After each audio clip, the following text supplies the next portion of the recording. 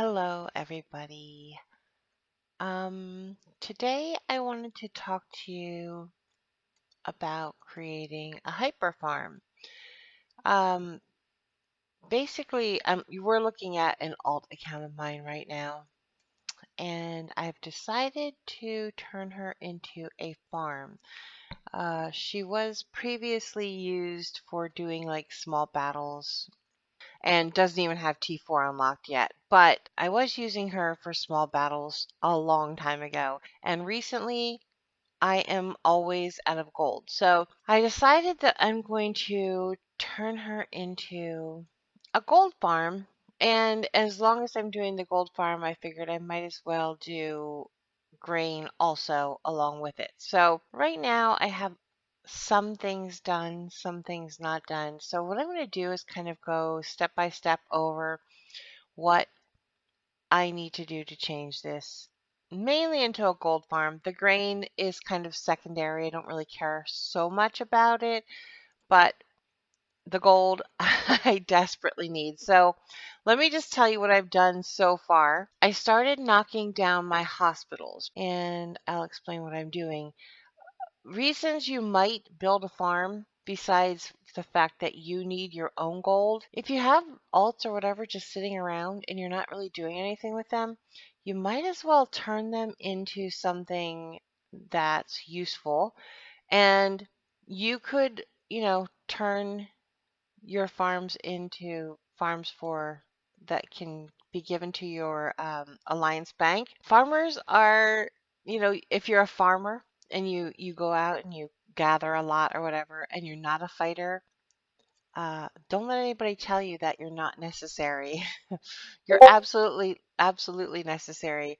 It's the people who do the farming that support the ones who do the battles, guys. So don't let anybody tell you that this game isn't about farming. If it weren't for farmers or people with farm accounts, those people who are doing all the battles would not have the resources that they need in order to do their battles. So anyway, I do battle. I like to battle, but not that I'm so good at it necessarily, but I like to do it. So I have dead troops sometimes, and I need to heal them, and I need to make more, and I never have the gold to do it. So that's why I decided to do this for myself. So, as I said, I started off by knocking down some of these hospitals, just getting rid of them. To knock down a hospital, you just go to the upgrade part, which clearly I'm not upgrading, but over here there's this little building. It's for dismantling. You can choose dismantle, and you just hit confirm. It takes about 4 hours for that to happen. And in place of these, what I will be doing is building mints. So you just click this. You can choose to do a hospital, an army tent, or a mint. We don't need any army tents because we're not building armies. We don't need hospitals because, again, we are not going to have armies that we need to worry about at the end of this. So we just want our mints. And actually, I can upgrade this many times right now just really quickly by using some grain. So I guess to level 9. Basically, I could put all of these up to level 9 right now without using any speed up time or anything like that, just by clicking and choosing free. So that's that. You want to try to get all of your mints to level 25 because they're going to produce the most gold for you at level 25. Now, I told you I'm also doing grain, so the farmlands that you see here will stay, but I will be knocking down these quarries and these mines. I don't need the iron, I don't need the stone, I don't need the lumber. So we will keep the farmlands and I will knock down everything else. These I will keep as is because you need to have one farmland, you need to have one lumber, you need to have one mine, and one quarry. So these I will keep as they are. And then, of course, we have our main hospital. There's a lot of steps to this, and so I'm going to try to go over them step by step. But my first step that I was doing was I started this building process. I guess I should have said even before that, I made sure my castle is at level 25. You also want to make sure that your market is at level 25. The reason that you want to do that is because you want your market at 25 because you want to be able to store as much as you possibly can and have it still be safe. And also, for transportation purposes, you want to be able to transport more and at a cheaper price, blah, blah, blah. You want to make sure that you've also done all of your research that's going to help you with gold production or with transporting the goods to and from the bank. And I'm just going to say this right now. I actually am using this as a farm and a bank. That's not really recommended necessarily because you would normally research two separate things for that. For the bank, of course, you want to do all of your fast transfers and you want to increase your cart size and all of those things. You want to decrease your tax. For a farm, you don't necessarily really have to do that because it's just a farm and you're usually going to be giving your farm things to a bank or whatever. Most people, I think, don't use their farm as a bank. I'm doing that because I'm, well, let's just be honest, I'm lazy and I don't want to make another one for a bank. I have too many already and I'm not making another one just to make a bank. So this girl will also be a bank. So she'll be doing some extra researches. Okay, I'll be doing extra researches on this one. So basically, I'm doing all the production line, and also the other one you want to do is under your formations because for transporting, you want to make sure that um, you can transport the most amount possible and you want to do it at the with the least amount of tax and as quickly as possible. So you want to at least get up to here. I mean, I would go further, but you want to make sure you at least get to here because this is the gold dragons minting. So by doing this one, you see just by going to level 1, you're going to increase your gold production by 1%. And then, of course, there are 10 levels and it goes up in increments. So just by getting to here and increasing this one, you're going to increase your amount of gold that you're producing. So you definitely want to do that. Let's talk about commanders really quickly. Some of the commanders actually help you boost gold.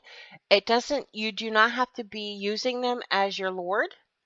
Just by owning them, you can boost your gold production. And of course, commanders that are gold are going to produce more than commanders that are not gold, and also commanders that have stars because they've been awakened are going to produce more than those that don't. So let's take a look at the 4 commanders that you would really be interested in if you are doing gold. First is Rob Stark, which as you can see, I have awakened with 3 stars. And if you go to his specializations, you can see that he is giving me an 80% boost in gold production because I have him 3 stars.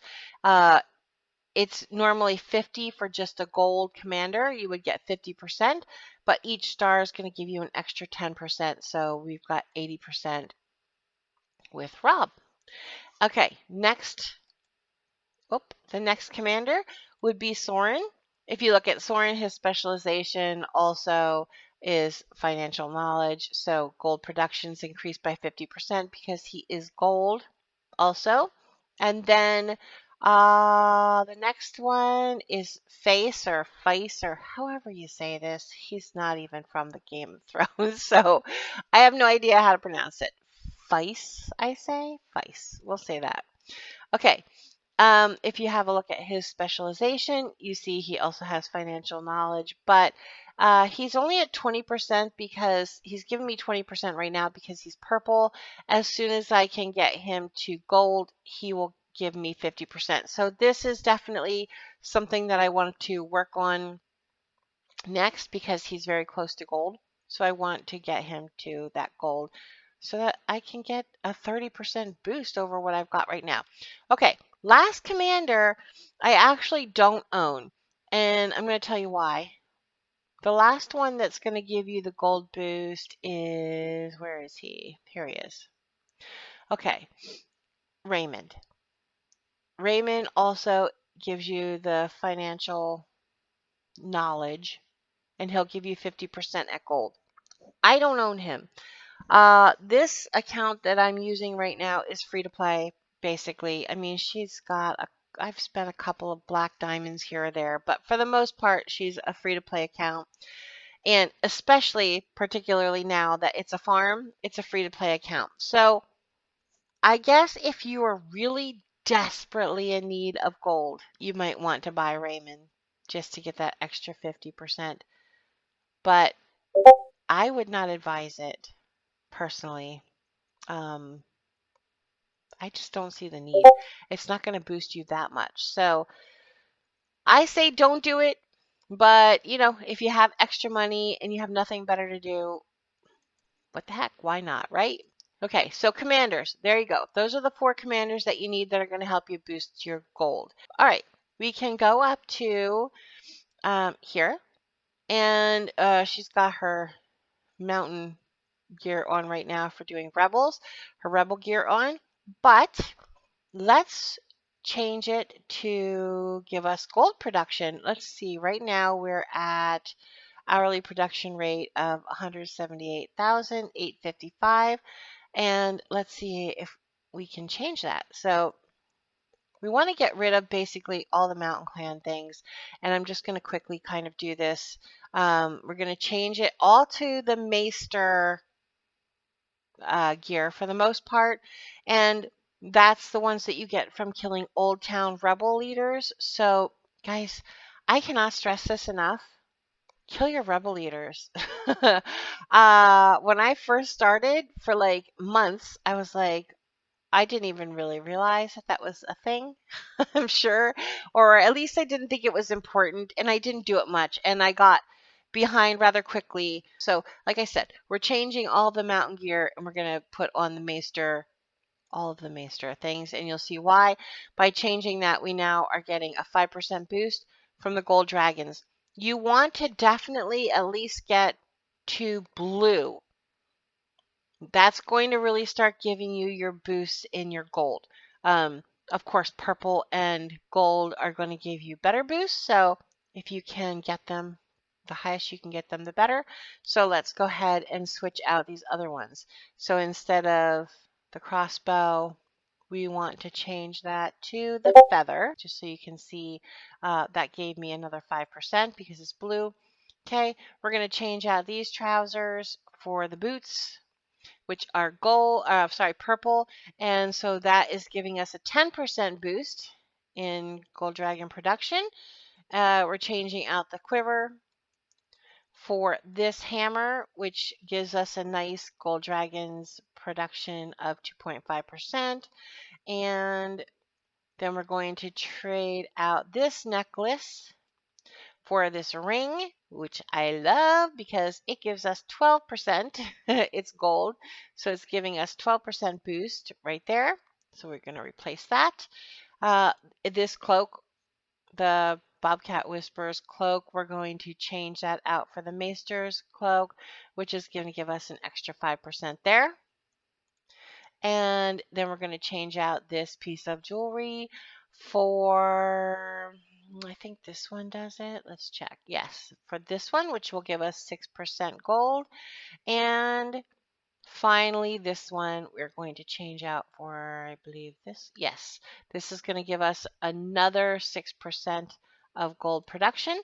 And there you go. We've changed every one of these, and remember we were making 178,000 before, something like that. Now we're up to 192,000 per hour just by changing what we were wearing. Okay, so next thing is to talk about our talent, which I've actually already done. Actually, I could just reset it and show you, and then it's just going to be easier. So let me just do that quickly. All right. So when you're doing farms, left side is for all of your army, your battle talents and things. Right side is for production. So we want to choose the things on this side that we are going to need the most. And most people think, a lot of people think anyway, that you start at the top and you fill in as you go down. That's not true. Don't do that, guys. Don't waste your time with that. What you want to do is get all the way down to the bottom. If you're a gold person, if you're trying to do gold, you want to get all the way down to this bottom spot, because this is going to give you, this particular spot is going to give you the biggest boost in your gold production. So how do you do that? You have to unlock all of these things that come before it. So that's what we're going to do. We're literally just going to unlock everything until we get down to there. Okay? Just keep unlocking the whole way down. Unlock everything until we get to the very bottom. And when we do get to the bottom, instead of unlocking, we are going to, well, we will unlock it, but we're also going to fill it. So we unlock the gold dragons and we fill it to the highest level. And we now have a 288% increase in gold production. How awesome is that? Okay, so now we want to go up and we want to find the other. There are two more gold productions, and we want to make sure we fill those first because that's what we care about the most. One is here, unlock it and fill it to the highest level. That gave us another 48%. And finally, up here, we can click this to the highest level and it gives us 32%. Always work your way from the bottom to the top. Okay, next thing I told you I was working on is grain. So I'm going to find all the grain starting at the bottom, which this is the first one. Now I've got a 518% increase in my grain production. And we're just going to go ahead and look for the other grain ones, which there should be 3 of those also. Here's the next one, 70% increase on that one. And then the very top one also gives us an extra 12%. I still have 78 left. Well, don't let them go to waste, okay? So find something to use them on. Now, if you need other resources, put them on that, but you're only going to have one building of each, so it doesn't really make that big of a difference.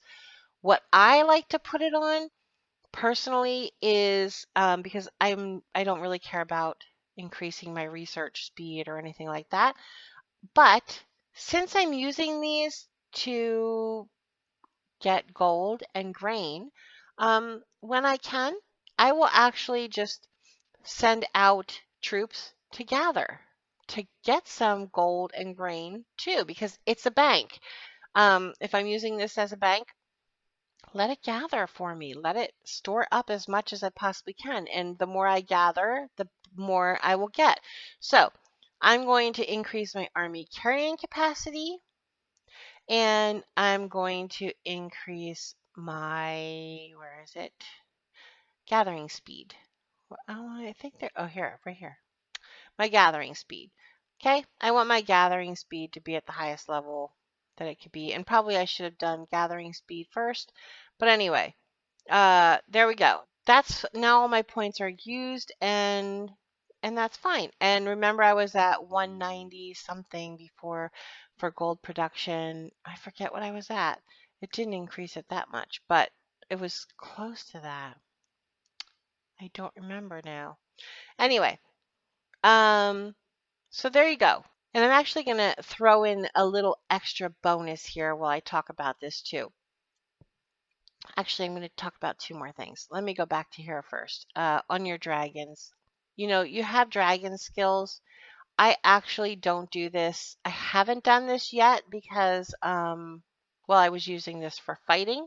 So, but as you know, in your skills, you actually get a gathering resource bonus. So if you are using this to make gold or grain or iron or whatever you're doing, you want to have your gathering resource bonus, your gold collecting bonus, this one, gold dragon gathering bonus. You definitely want to put these on when you go out to gather.